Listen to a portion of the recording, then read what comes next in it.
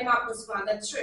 સમાચારમાં વાત કરીએ તો વડોદરામાં બુટલેગરોને પોલીસનો ડર જ રહ્યો ન હોય તેમ લાગી રહ્યું છે।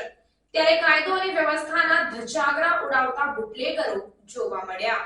વડોદરા શહેરથી વધુ એક બેખૌફ બુટલેગરનો વિડીયો સોશિયલ મીડિયામાં વાયરલ થયો છે। આ વાક્યનો પ્રયોગ અહીં એટલા માટે કરવો પડી રહ્યો છે કારણ કે વડોદરામાં બુટલેગરોને નથી રહ્યો પોલીસનો ડર।